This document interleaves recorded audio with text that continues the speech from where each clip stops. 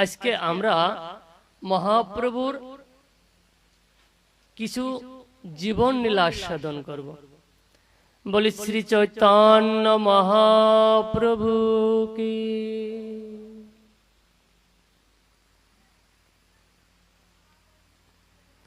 সর্বকে সর্বদাই সবাই ঐক্যবদ্ধ হও।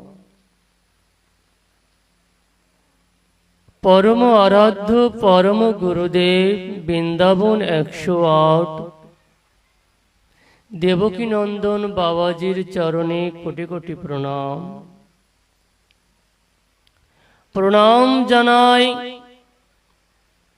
গুরুদেব অনন্ত বাবাজির চরণে আমার কোটি কোটি প্রণাম।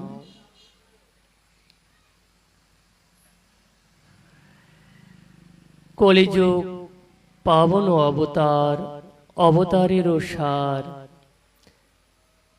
মহাপ্রভু যদি কলিতে না আসতো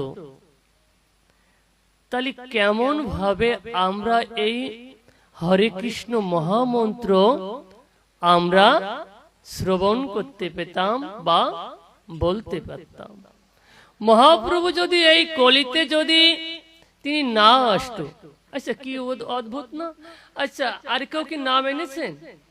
এই কলিহত জীবেদের উদ্ধার করাবার জন্য কি, এই পাপী তাপী উদ্ধার করাবার জন্য কি আর কেউ কি এই নাম এনেছেন? বলুন, আর কেউ নাম আনেনি।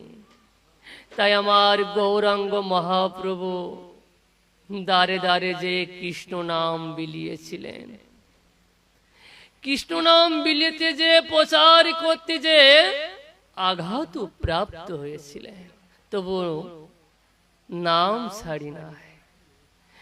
নিত্যানন্দ প্রভুকে যখন জগাই মাথায় মেরেছিল কলসির কানাই দিয়ে, বলেছিল মেরেছিস কলসির কানাই, তা বলে কি প্রেম দেব না? নিত্যানন্দ হচ্ছেন আমাদের গুরুদত্ত। তো এই নিত্যানন্দ প্রভুকে যখন মারলেন তখন মহাপ্রভু আর থাকতে পারি নাই। আচ্ছা বলুন তো, এই জগতে যদি কারুর পিতার সন্তান যদি মার খায় তাহলে বাবা কি ঘরে বসে থাকতে পারে? কেন? বলে আমার পুত্রকে মারছে, তাহলে আমার তো ছুটেই যেতে হবে, প্রতিবাদ তো আমাকে করতে হবে। নিত্যানন্দ প্রভুকে যখন মেরেছিলেন, প্রভু আমার জগাই মাধাইকে প্রতি ক্রোধ হয়ে গেছিল।